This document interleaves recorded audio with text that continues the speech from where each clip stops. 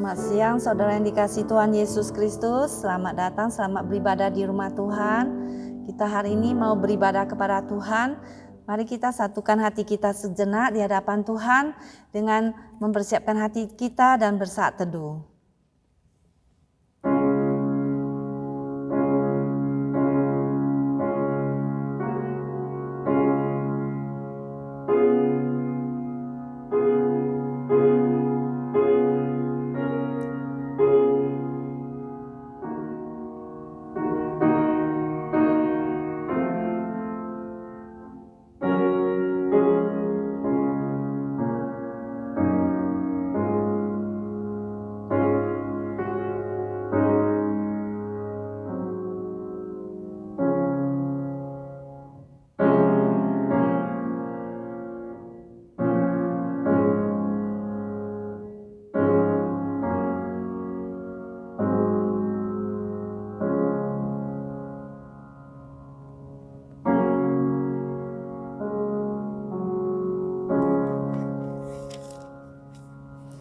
Roh Tuhan Allah ada padaku, oleh karena Tuhan telah mengurapi aku.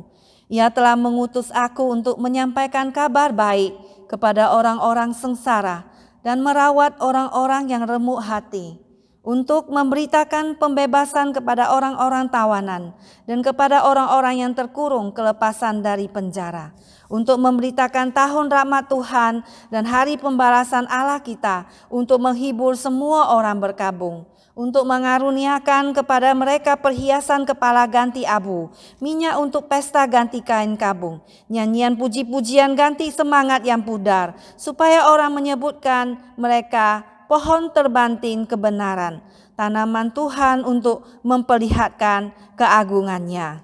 Kebaktian hari ini kita mulai demi nama Allah Bapa, Allah Putra dan Allah Roh Kudus. Turunlah kiranya kasih dan damai sejahtera atas kita sekalian. Saudara, kita semua akan memuji Tuhan.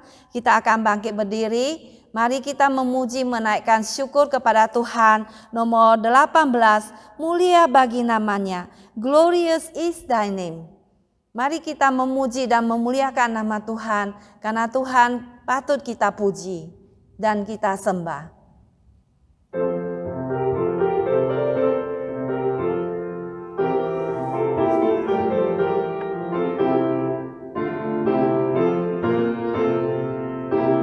Nomor 18. Tuhan Yesus, ku menyembah dan masyurkan rahmat-Mu.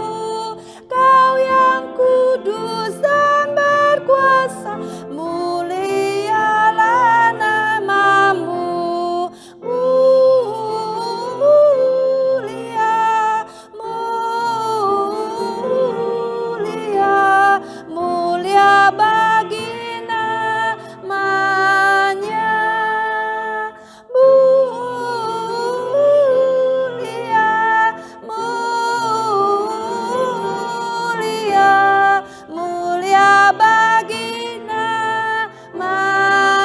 Damai kedua.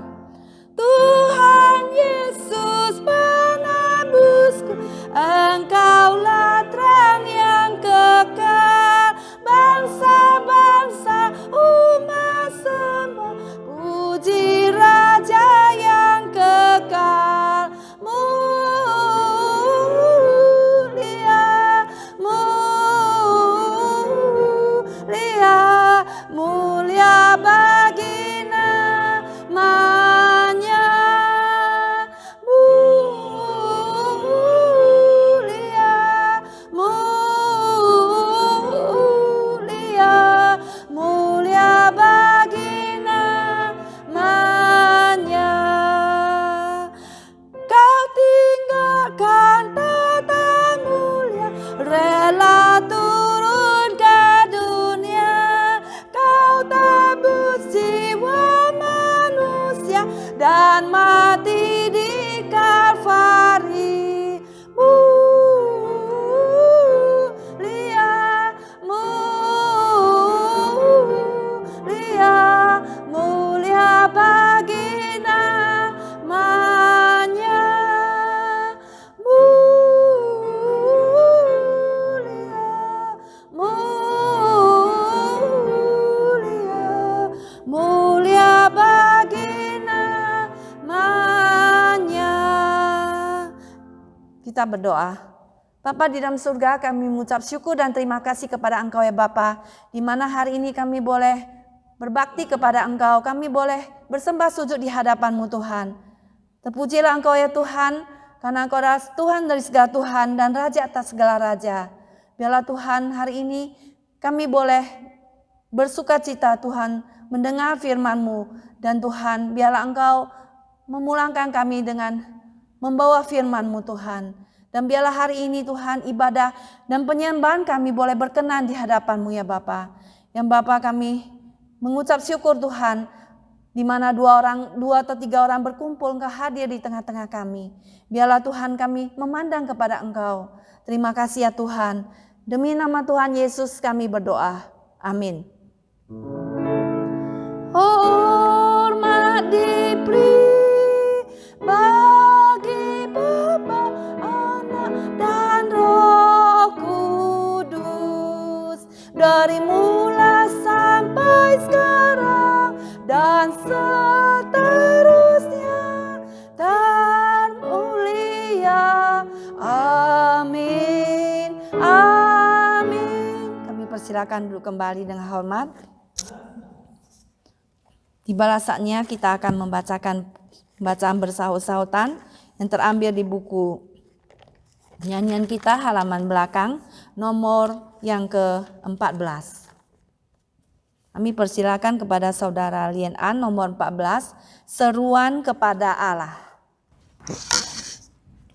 Bacaan hari ini, seruan kepada Allah. Ya Tuhan, Allah yang menyelamatkan aku, siang hari aku berseru-seru. Pada waktu malam aku menghadap Engkau. Biarlah doaku datang ke hadapan-Mu, sedengar telingamu kepada teriakku. Sebab jiwaku kenyang dengan malapetaka, dan hidupku sudah dekat dunia orang mati. Aku telah dianggap termasuk orang-orang yang turun ke liang kubur. Aku seperti orang yang tidak berkeluarga. Aku harus tinggal di antara orang-orang mati, seperti orang-orang yang mati dibunuh, terbaring dalam kubur yang tidak kau ingat lagi, sebab mereka terputus dari kuasa-Mu.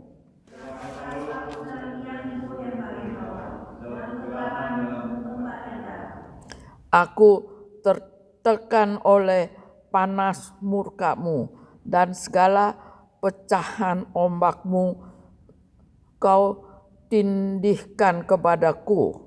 Telah Kau jatuhkan kenalan-kenalanmu daripadaku. Telah Kau buat aku menjadi kekejian bagi mereka. Aku tertahan dan tidak dapat keluar. Mataku merana karena sengsara. Aku telah berseru kepadamu ya Tuhan sepanjang hari, telah mengeluarkan tanganku kepadamu. Maka Kau lakukan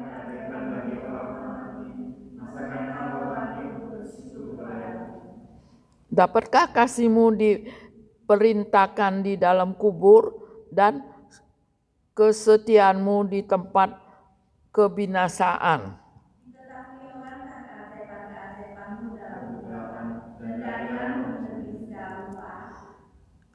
Tetapi aku ini ya Tuhan, kepadamu aku berteriak minta tolong.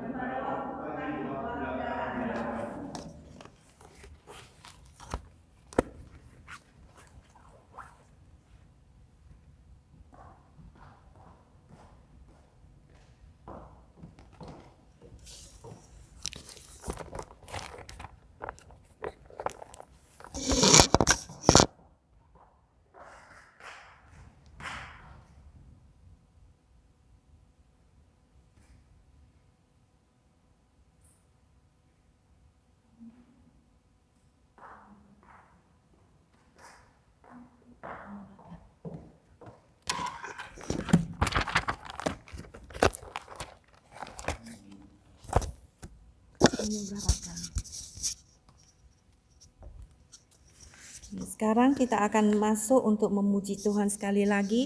Nomor 27, kasih Allah. The love of God. Kita sangat bersyukur dan kita merasa terhibur oleh kasih Tuhan yang senantiasa menguatkan kita dan memampukan kita berjalan terus di dalam jalan Tuhan. Nomor 27, kasih Allah.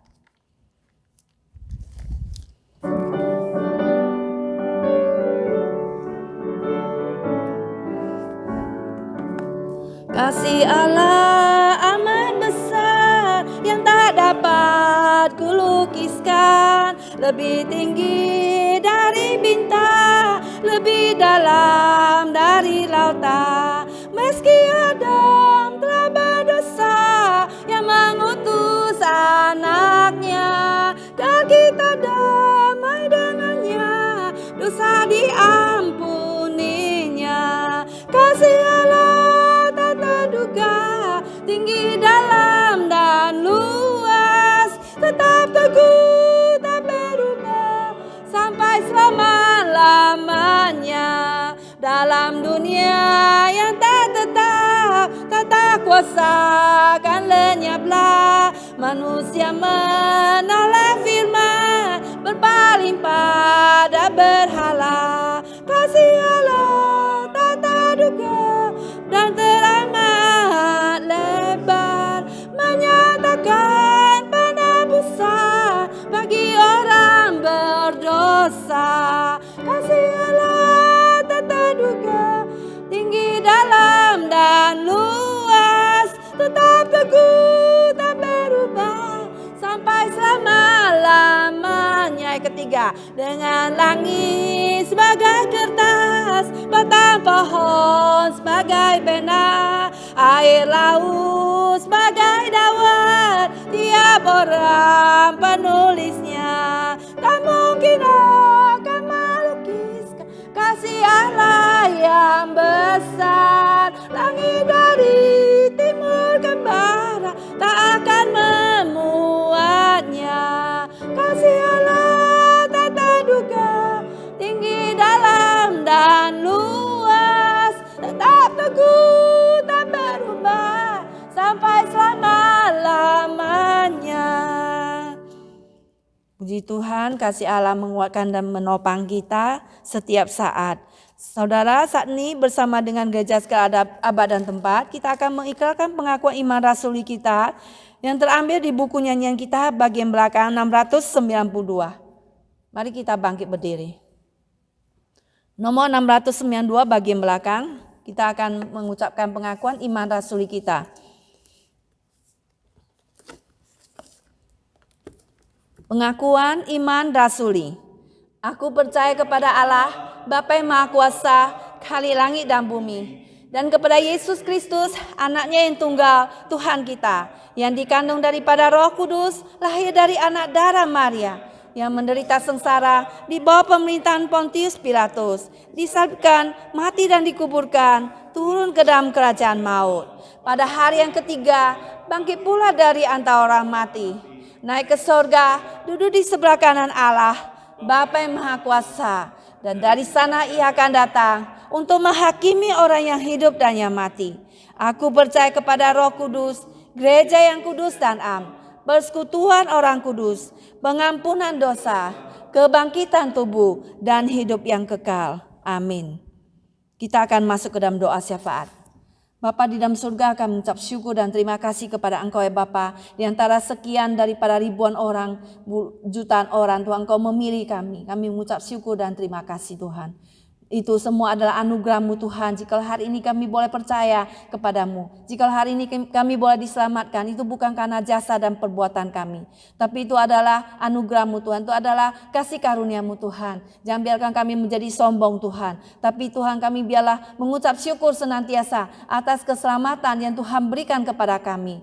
Tuhan kami berdoa teman-teman yang sakit Tuhan, Tuhan biar jamah dan sembuhkan mereka. Kami berdoa untuk Ham yang sakit Tuhan, biarlah Tuhan sendiri juga jamah dan sembuhkan dia. Untuk Kian Tuhan yang juga kakinya sakit Tuhan Yesus, biarlah Tuhan dengan kasih-Mu Tuhan Engkau membalut dan menjamah dan menyembuhkan dia. Dan kami juga berdoa Tuhan untuk Naomi yang ada di Indonesia Tuhan, sertai dia untuk kepulangan di sini, biar juga Tuhan pulangkan dia di sini dengan selamat. Dan kami juga berdoa kami ada di tengah-tengah sini Tuhan, bangkitkan semangat dan iman kepercayaan kami agar kami tetap berharap dan bersandar kepadamu Tuhan, bahwa kami tidak menjadi sia-sia di dalam usaha kami dan melayani-Mu, bahwa persekutuan kami Tuhan tidak menjadi lesu Tuhan, karena Engkau berjanji di mana 2 atau 3 orang berkumpul, di situ Engkau hadir di tengah-tengah kami. Itulah menjadi penghiburan kami Tuhan, bahwa kami tidak memandang manusia, tapi kami melihat Engkau Tuhan akan memberi kekuatan Tuhan, memberikan pertolongan dan memberikan segala sesuatu Tuhan. Semua kebutuhan yang kami butuhkan Tuhan, Engkau akan menyediakan dan akan menolong kami Tuhan di tengah-tengah kami.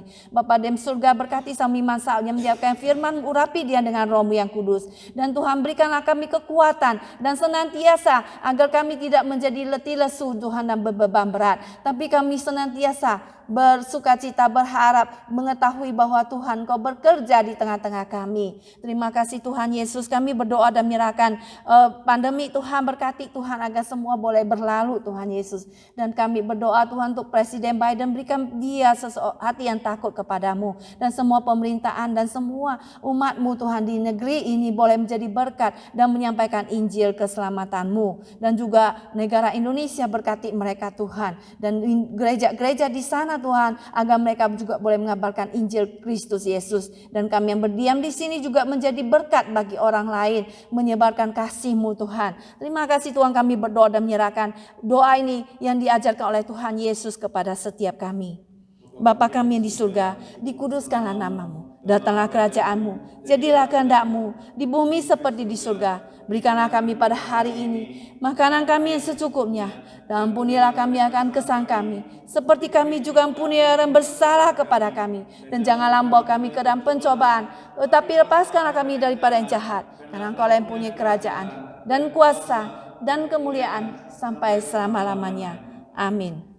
Dipersilakan duduk kembali. Dan baik lagi hari ini kita akan juga mendengarkan firman Tuhan. Mari kita persiapkan hati kita dengan menyanyikan lagu nomor 321. Tuhan, Dikau kuperlukan. Kuperlukan Tuhan setiap jam dan setiap saat. 321.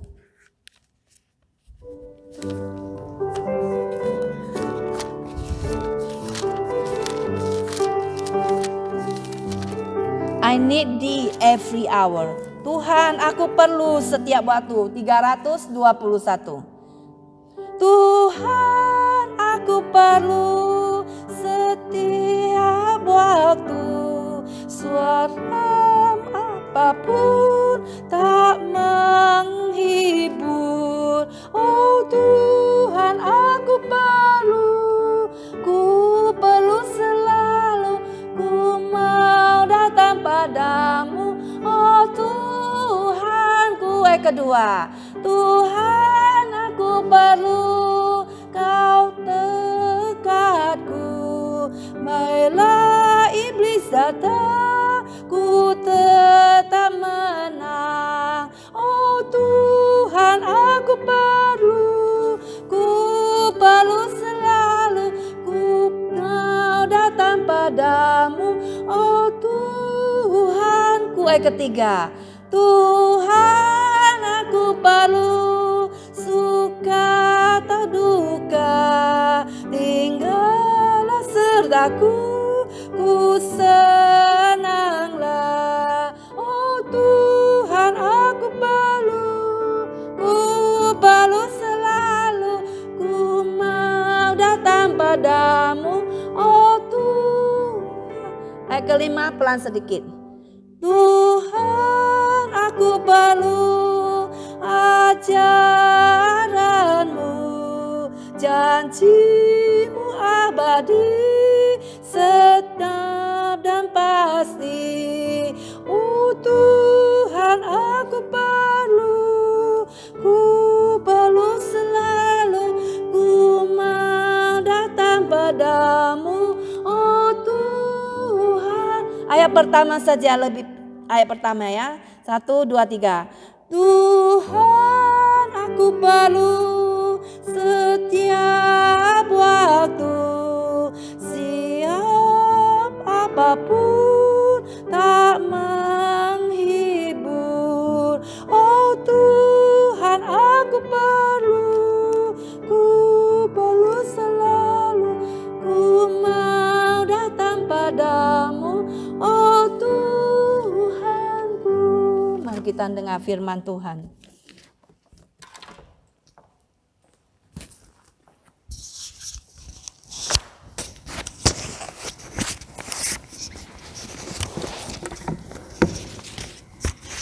Selamat sore Bapak Ibu sekalian dikasih Tuhan. Sekali lagi saya bersyukur kepada Tuhan kalau bisa berkumpul bersama dengan saudara sekalian pada hari ini. Apalagi boleh menyampaikan firman Tuhan. Ini adalah anugerah Tuhan. Dan saya percaya Tuhan memberikan kesempatan demi kesempatan kepada saya sebagai hamba Tuhan untuk boleh tetap setia melayani Dia. Dan saya doakan supaya kita sekalian juga mempunyai semangat yang sama ketika kesempatan itu diberikan buat kita. Mari kita pakai dengan baik-baik supaya apa yang kita kerjakan untuk kemuliaan nama Tuhan saja. Dan apa yang kita kerjakan selalu mengutamakan untuk Tuhan. Saudara, pada hari ini saya memberikan tema yang akan kita renungkan bersama, penganiayaan orang percaya dan pertobatan Paulus. Penganiayaan orang percaya dan pertobatan Paulus. Saudara, kita sudah mempelajari beberapa pasal dari Kisah Para Rasul. Kita sudah mempelajari bagaimana gereja mula-mula berdiri. Kita sudah mempelajari bagaimana gereja mula-mula mereka melakukan persekutuan yang indah. Bagaimana orang percaya disenangi oleh setiap orang. Bagaimana mereka dengan semangat berdoa. Bagaimana mereka dengan semangat melayani Tuhan. Tetapi saudara, tantangan demi tantangan itu selalu ada. Sehingga orang percaya di dalam hidup mereka selalu ada kesulitan, penganiayaan. Kalau hari ini ada orang berkata bahwa sebagai orang percaya kita bebas dari kesulitan, bebas dari penganiayaan, itu pengajaran yang keliru. Kenapa? Karena Yesus sejak awal sudah mengajarkan kepada kita bahwa setiap orang percaya mereka pasti akan mengalami penganiayaan. Saudara, mari kita sama-sama akan melihat Alkitab kita di dalam Kisah Para Rasul. Kita lihat pasal yang ke-7 ayat 54. Kisah Para Rasul pasal 7 mulai dari ayat 54. Ketika anggota-anggota Mahkamah Agama itu mendengar semuanya itu, sangat tertusuk hati mereka. Maka mereka menyambut dengan gertakan gigi. Tetapi Stefanus yang penuh dengan Roh Kudus menatap ke langit, lalu melihat kemuliaan Allah dan Yesus berdiri di sebelah kanan Allah. Lalu katanya, sungguh aku melihat langit terbuka dan Anak Manusia berdiri di sebelah kanan Allah. Maka berteriak-teriaklah mereka dan sambil menutup telinga serentak menyerbu dia. Lalu menyeret dia keluar kota, lalu melemparinya, dan saksi-saksi meletakkan jubah mereka di depan kaki seorang muda yang bernama Saulus. Sedang mereka melemparinya, Stefanus berdoa, katanya, "Ya Tuhan Yesus, terimalah rohku." Sambil berlutut ia berseru dengan suara nyaring, "Tuhan, janganlah tanggungkan dosa ini kepada mereka." Dan dengan perkataan itu meninggallah ia. Kita berdoa. Bapa di surga, kami berterima kasih kepadamu Tuhan. Karena kasih dan kemurahan Tuhan, Engkau beri kesempatan buat kami hadir di gereja ini. Dan berikan kesempatan kepada hamba-Mu untuk membaca serta merenungkan firman Tuhan. Tuhan, pakai hati kami, supaya kami boleh bersama-sama merenungkan firman Tuhan ini dan menjadi perubahan hidup buat setiap kami. Di dalam nama Tuhan Yesus kami berdoa. Amin. Saudara yang saya kasihi Tuhan, orang Kristen pada zaman permulaan, mereka tidak berlangsung hidup mereka dengan lancar. Kenapa? Karena mulai adanya penganiayaan. Mengapa orang Kristen itu dibenci? Mengapa orang Kristen itu dianiaya? Jawabannya sangat sederhana. Itu sesuai dengan firman Tuhan. Karena apa? Karena kita bukan milik dunia. Manusia yang percaya pada Tuhan Yesus bukan milik dunia. Tempat kita bukan di sini. Itu sebabnya orang yang menumpang selalu saja bisa diejek, dibully, mungkin bisa juga disiksa. Maka ada lagu yang kita nyanyikan sering barangkali di gereja, "Dunia yang fana bukan rumahku." Kan ada gitu ya. Dunia yang fana bukanlah rumahku. Hartaku di sana seberang langit biru. Jadi dunia yang fana bukan rumah kita. Ini merupakan tempat yang sementara. Jadi bagi orang percaya, kita merupakan tempat sementara di dunia ini, bukan rumah kita. Itu sebab saudara yang saya kasih Tuhan, kita dibenci oleh orang-orang dunia. Orang-orang dunia tidak suka. Kenapa? Karena apa yang kita lakukan bertentangan dengan kesukaan mereka. Apa yang kita lakukan bertentangan dengan keinginan mereka. Sebagai orang percaya, kita yang percaya pada Tuhan, kita berusaha mau ikut apa yang Tuhan katakan. Semua firman Tuhan. Supaya apa? Supaya kita bisa tetap menjalankan firman Tuhan. Supaya kita bisa tetap setia pada Tuhan. Tetapi saudara, bagi orang yang tidak percaya, mereka itu tidak menganggap itu penting. Bagi mereka tidak masalah. Itu sebabnya saudara yang dikasih Tuhan, kalau kita perhatikan di sini baik-baik, waktu Stefanus, di sini ada satu nama yang bernama Stefanus, dia yang merupakan orang yang mati martir. Mati martir adalah orang yang mati karena percaya kepada Tuhan Yesus, kepada beriman kepada Tuhan. Dia menyampaikan firman Tuhan di dalam Kisah Para Rasul pasal 7 ayat sebelumnya. Salah satunya misalnya ayat 51. "Hai orang-orang yang keras kepala dan tidak bersunat hati dan telinga, kamu selalu menentang Roh Kudus sama seperti nenek moyangmu. Demikian juga kamu.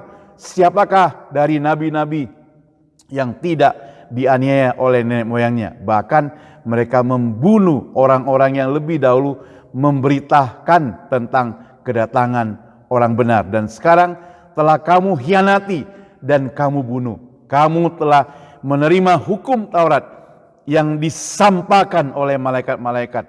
Yang disampaikan oleh malaikat-malaikat. Akan tetapi kamu tidak menurutinya." Mereka sudah menerima hukum Taurat tapi tidak turut, maka Stefanus dengan penuh kemarahan, tanda kutip, atau penuh ketegasan, dia menyampaikan firman Tuhan dengan keras kepada mereka bahwa mereka mesti bertobatlah, kira-kira demikian. Tapi apakah mereka senang mendengar? Apakah mereka bisa menerima firman Tuhan itu? Saudara, orang yang tidak percaya kepada Tuhan, yang hatinya sudah terlanjur keras, yang hatinya terlanjur beku, pengajaran itu, apalagi dari firman Tuhan, bagi mereka itu merupakan sesuatu yang sangat dibenci. Jadi mereka tidak mau menerima. Itu sebabnya maka di ayat yang kita baca tadi, orang-orang itu menjadi sangat marah. Alkitab mencatat, mereka melempari Stefanus itu dengan batu sampai mati, saudara. Sangat mengerikan bukan? Orang percaya, orang yang setia kepada Tuhan, pekabar Injil, dilempar batu sampai mati. Dan mereka menyeretnya, di jubahnya diletakkan di depan kaki Saulus. Siapa Saulus? Saulus itu yang kemudian menjadi Paulus namanya. Jadi waktu itu, waktu penganiayaan terhadap Stefanus, Saulus ada di sana. Saulus itu benar-benar ada di sana. Apa yang bisa kita pelajari dari penganiayaan ini? Dari penganiayaan ini kita bisa melihat bahwa, tadi saya katakan bahwa orang dunia tidak suka kepada orang yang percaya kepada Tuhan. Jadi jangan mengeluh kita, saudara. Sebagai orang percaya hari ini kita dihiburkan. Kita gak perlu mengeluh lah. Kenapa? Karena kita memang sudah dari sononya mengalami kesulitan, penderitaan. Tapi saudara yang dikasih Tuhan, sebagai orang yang dari sananya penderitaan itu, tapi bukan berarti kita harus hidup pasrah. Kita harus hidup setia kepada Tuhan. Kenapa? Karena kesetiaan kepada Tuhan seperti apa yang dilakukan oleh Stefanus itu. Dia yang kemudian walaupun dia boleh mati tubuhnya di dunia ini, tapi rohnya bersama-sama dengan Tuhan di sorga sana. Amin, saudara. Tubuh boleh mati, tapi roh bersama-sama Tuhan di sorga sana. Malaikat menyambut dengan penuh sukacita. Kenapa? Karena ada orang yang percaya, orang yang tetap setia pada Tuhan, setia sampai mati. Setialah, setialah, setia sampai mati. Bagaimana supaya kita bisa setia sampai mati? Kita harus selalu dekat dengan Tuhan. Ya kan? Harus selalu dekat dengan Dia. Kalau tidak dekat, susah ya. Bukan hanya susah, kita akan mengalami kesusahan yang besar. Mengapa dikatakan demikian? Karena tidak dekat dengan Tuhan itu berarti menjauhi Tuhan. Tetap kita harus koneksi dengan si pemberi hidup. Saudara, bunga ada di sini, ada belakang. Itu kalau dia mau tetap hidup, tadi Ibu Liana mengatakan kalau mau tetap tidak layu, kita harus taruh air. Bila perlu beli pupuknya sedikit, taruh begitu. Walau sudah dipotong pohon, supaya bisa tahan lama. Kecuali kalau bunga palsu gitu ya, dia nggak akan layu-layu gitu ya. Tapi kalau asli dia akan layu. Tapi kalau dia ada air, bisa menolong karena pemberi hidup kepada dia. Kita juga demikian, saudara. Saudara, air itu begitu penting, sumber kehidupan bukan? Waktu tanggal 4 malam ya, 4 Juli malam, habis July 4, sesuai dengan petunjuk dokter, saya itu harus menjalani operasi besoknya tanggal 5. Lalu sebelumnya itu sudah diberitahukan bahwa saya harus menjalani puasa. 8 jam sebelum operasi, gak boleh minum dan gak boleh makan. Jadi sebelum 8 jam, saya sudah harus stop. Ya. Jadi dihitung-hitung menurut staf dari rumah sakit yang telepon saya itu, setelah jam 7 pagi, saya gak boleh makan dan gak boleh minum. Jadi terakhir ya makan obat boleh 2 biji yang sudah tentukan itu. Saya pagi-pagi bangun jam 5, lalu jam 6.30 saya makan roti 1, karena panjang kan, hitung-hitung 8 sampai 10 jam nanti gak makan, takut kelaparan, tambah lagi 1 pancake, jadi ada 2 macam. Saya makan. Sudah makan, minum, itu gak minum lagi. Wah, tentunya lapar, tunggu sampai jam 12 siang, saya dipanggil masuk ke rumah, ke dalam, diperiksa secara maraton gitu ya, periksa darah, periksa segala macam, lalu disuruh istirahat, tunggu lagi, ditanya lah, wawancara, interview terlebih dahulu, tanya ini, tanya itu. Sampai pada pertanyaan, jam berapa tadi mulai gak makan? Saya bilang jam 6.30 saya sudah gak makan. Lalu dihitung-hitung, nggak boleh. Saya bilang, saya ditelepon bilang demikian, saya catat lagi catatan itu gitu ya. Dia bilang harus lebih lama daripada itu gitu. Saya nggak tahu itu pengalaman pertama, mudah-mudahan nggak usah lagi ada pengalaman yang kedua gitu ya.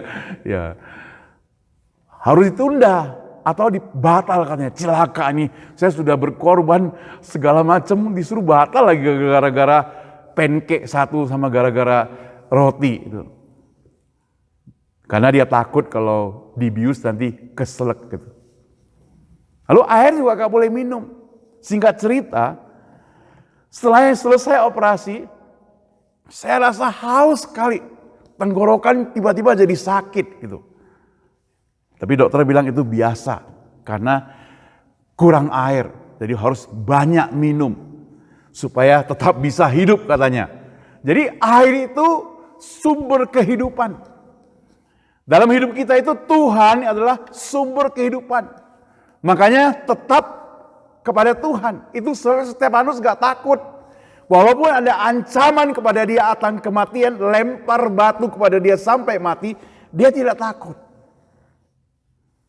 Tahun 1800-an ada seorang yang bernama Polikarpus. Polikarpus itu sangat cinta kepada Tuhan. Misionaris yang dari Smyrna. Yang sangat cinta kepada Tuhan. Melayani Tuhan dengan sungguh-sungguh. Tapi suatu hari dia ditangkap. Kenapa? Ya karena dia melayani Tuhan. Ditangkap. Lalu mau dibunuh, diancam. Dipenjarakan, diancam. Suruh dia menyangkal Tuhan Yesus. Kalau dia menyangkal Yesus, maka dia boleh bebas. Ada satu kalimat yang dia bilang begini. Bagaimana saya bisa menyangkal Tuhan Yesus? Sejak kecil, saya sampai sekarang, Tuhan Yesus tetap mengasihi saya, gak pernah menyakiti aku. Bagaimana saya menyangkal dia? Saya tetap mau setia kepada dia. Tetap percaya kepada Tuhan. Ancaman datang, kamu akan dibakar hidup-hidup ya. Dia tidak takut, walaupun dibakar hidup-hidup. Tetap setia kepada Tuhan. Luar biasa. Akhirnya akhirnya Polikarpus ini dibakar hidup-hidup. Sebagai orang yang mati martir. Saudara yang dikasih Tuhan, kesetiaan pada Tuhan itu apakah Injil itu berhenti? Tidak. Tuhan itu diam? Tidak. Tuhan itu buta? Tidak. Tuhan itu tidak bikin apa-apa? Tidak. Saudara, tanpa kita duga, ada seorang yang bernama Saulus yang tadinya menerima jubah dari Stefanus itu. Dia merencanakan, kalau kita baca dalam Kisah Para Rasul pasal 9, dia merencanakan untuk pergi ke Damsyik. Untuk apa? Di situ dia mau membunuh pengikut Yesus, karena walaupun Stefanus sudah dibunuh, Injil tetap berkobar-kobar. Kadangkala saudara, orang itu harus menderita dulu baru ada semangat ya. Saya ingat zaman tahun 1998 ketika kerusuhan terjadi. Waduh, orang-orang percaya begitu kompak. Begitu semangat kumpul, bicarakan, rapat, meeting. Mengapa ini bisa terjadi, bagaimana mengatasinya, dan sebagainya. Selalu meeting. Bagaimana supaya memberantas, supaya tidak terjadi lagi, dan sebagainya. Itu waktu ada kerusuhan. Tapi sudah berlangsung sekarang, sudah masuk bulan tahun, adem-adem, ayem-ayem. Sudah dilupakan sedikit-sedikit. Sudah mulai dilupakan. Kenapa? Karena kenyamanan membuat orang bisa lupa akan kesulitan. Waktu zaman itu mereka trauma. Ada yang sampai bunuh diri dan sebagainya. Nah, jadi zaman penderitaan penganiayaan pada waktu itu membuat orang Kristen itu lebih semangat. Mereka berkumpul bersama-sama. Mereka tetap setia pada Tuhan. Sehingga sebelumnya Saulus ini mendengar berita di Damsyik ada orang-orang yang percaya, dia akan pergi ke sana. Tengah perjalanan di Damsyik, apa yang terjadi? Dia itu tersungkur melihat cahaya terang. Dalam Alkitab mencatat bahwa matanya itu buta. Matanya buta. Coba kita lihat Kisah Para Rasul pasal 9 ayat ketiga. Dalam perjalanan ke Damsyik, ketika ia sudah dekat dengan kota itu, tiba-tiba cahaya memancar dari langit mengelilingi dia. Ia rebah ke tanah dan kedengarannya olehnya suara yang berkata kepadanya, "Saulus, Saulus, mengapa engkau menganiaya aku?" Jawab Saulus, "Siapakah engkau Tuhan?" Katanya, "Akulah Yesus yang kau aniaya itu. Tapi bangunlah dan pergilah ke dalam kota. Di sana akan dikatakan kepadamu apa yang harus kau perbuat." Maka termangu-mangulah teman-temannya seperjalanan mereka, memang mendengar suara itu, tapi tidak melihat seorang juga pun. Saulus bangun dan berdiri lalu membuka matanya, tapi ia tidak dapat melihat apa-apa. Mereka harus menuntun dia masuk ke Damsyik. 3 hari lamanya ia tidak dapat melihat, dan 3 hari lamanya ia tidak makan dan minum. Tadi 8 jam saja gak makan dan minum itu sudah menderita sekali. 3 hari, 3 malam lamanya dia tidak makan dan minum, matanya buta. Itu Saulus yang mau membunuh pengikut Tuhan. Singkat cerita, dia itu disembuhkan matanya. Dan singkat cerita, dia bertobat. Pertobatan Rasul Saulus itu dia merubah namanya. Dia tidak mau menjadi manusia lama Saulus lagi, tapi dia mau jadi manusia baru Paulus. Yang tadinya membunuh pengikut Tuhan, sekarang menjadi pengikut Tuhan. Menjadi orang yang mengabarkan firman Tuhan, dan Alkitab mencatat dengan pertobatan Saulus jadi Paulus, dia lebih giat memberitakan firman Tuhan. Apakah lancar? Tidak. Teman-temannya benci pada dia. Teman-temannya bisa berkata dia pengkhianat. Teman-temannya bisa berkata, ayo kita bunuh dia rame-rame. Dan benar, dalam perjalanan pelayanan Paulus, dia akhirnya dibunuh juga. Tapi apakah Injil berhenti? Tidak. Tetap berjalan. Sampai hari ini kita tetap boleh mendengarkan firman Tuhan. Kita bersyukur pada Tuhan. Saudara, hari ini kita pelajari sedikit ringkasan. Kalau panjang tentunya jadi pelajaran sejarah gereja. Tapi sedikit ringkasan dari perjalanan para orang-orang yang tetap setia pada Tuhan. Lalu kita refleksikan dalam hidup kita sekarang ini. Kita tidak mengalami penderitaan seperti mereka, bukan? Lalu apa yang mau kita lakukan? Tentunya kita lebih sehat, lebih banyak waktu, lebih banyak kesempatan. Jangan kita hilangkan kesempatan itu, saudara yang dikasih Tuhan. Mari kita bangkit. Kita bangkit untuk kerjakan sesuatu untuk Tuhan. Setelah Yesus sudah mengorbankan hidupnya buat kita. Dia mati untuk kita. Dari atas kayu salib dia mati untuk kita. Dia korbankan dirinya, dia menderita. Penderitanya sangat mendalam tentunya. Penderitanya tidak ada taharanya. Dia menggantikan kita. Orang-orang yang berdosa itu. Dia mengasihi kita.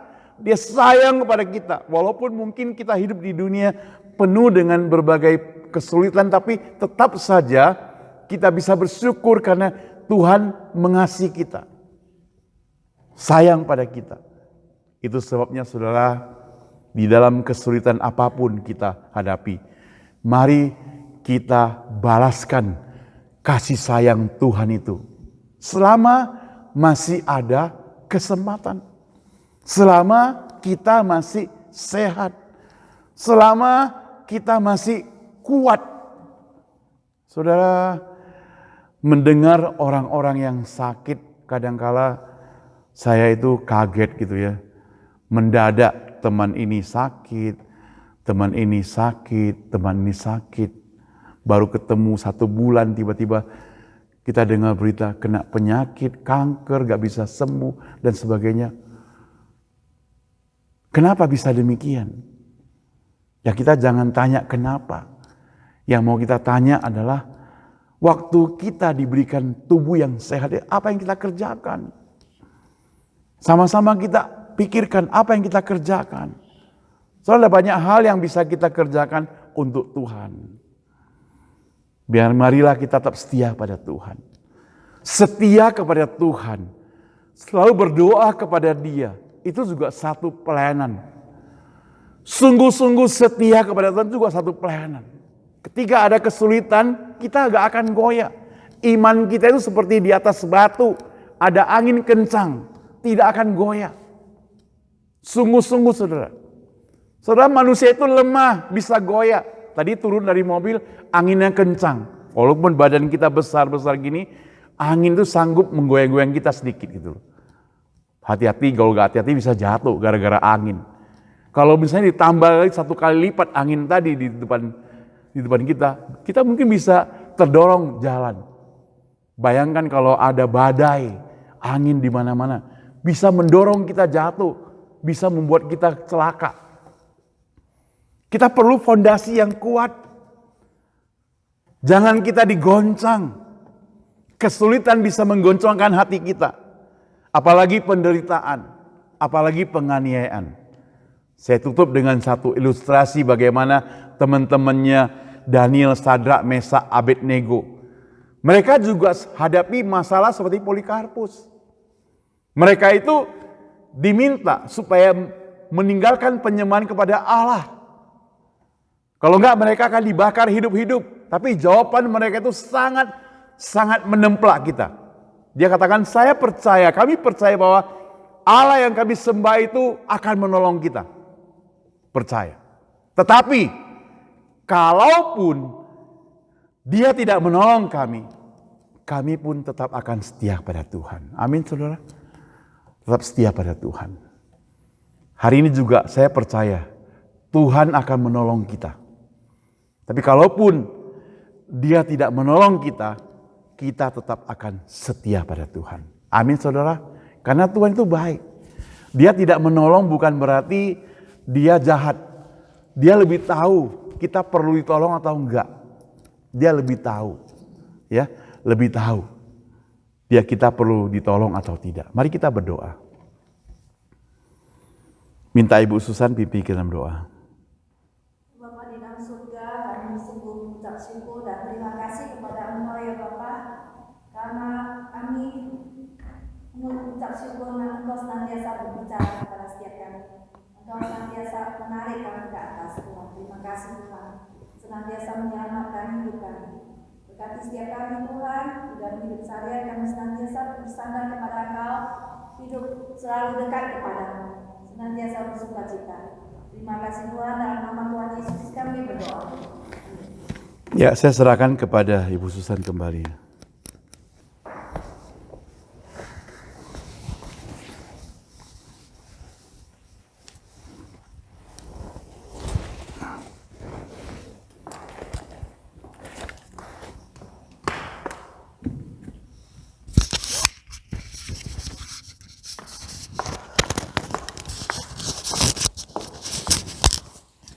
Pada saat ini kita akan memberi persembahan. Kita akan menyanyikan lagu 338 ya.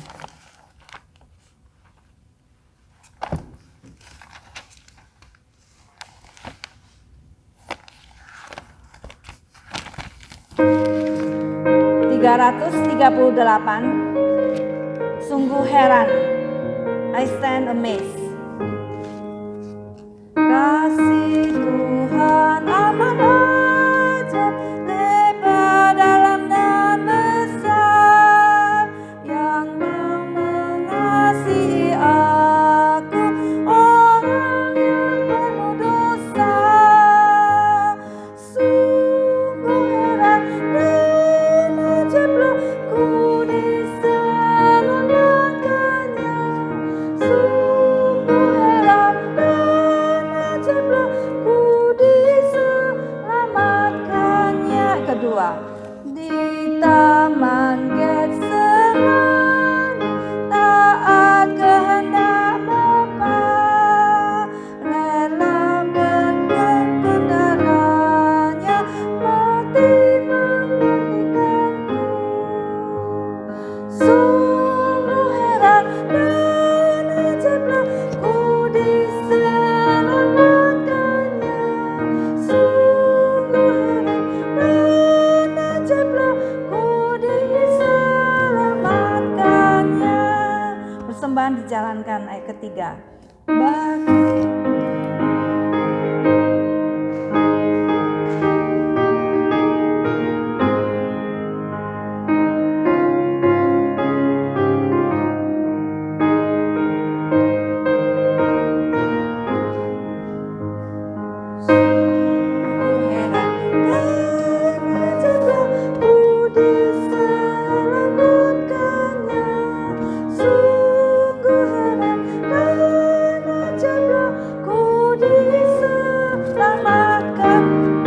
berdiri, kita doa persembahan.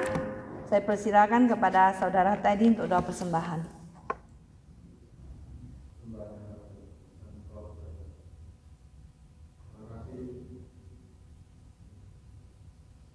Silakan duduk kembali. Mari kita bangkit berdiri ya. Kita nyanyikan doksologi, lalu doa berkat, kemudian amin song.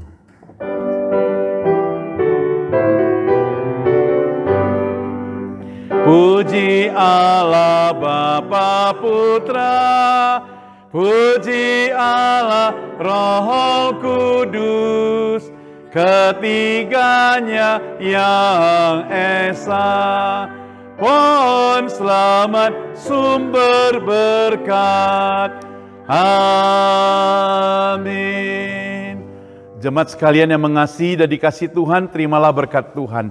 Kasih dari Allah Bapa, anugerah dan keselamatan dari Yesus Kristus, pertolongan dan penghiburan dari Roh Kudus memberikan kita kekuatan walaupun dalam kesulitan, memberikan kepada kita semangat walaupun kadang kita patah semangat. Mulai hari ini, besok dan sampai selama-lamanya. Amin. Amin. Amin. Amin. Amin. Dipersilakan duduk kembali, saat teduh kebaktian selesai.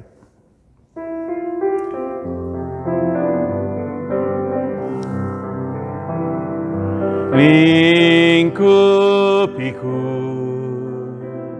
dengan sayapmu, naungiku dengan kuasamu. Di saat badai bergelora, ku akan terbang bersamamu. Bapa, kau Raja atas semesta, ku tenang sebab kau Allahku. Ku tenang sebab kau Allahku. Sampai di sini ibadah kita.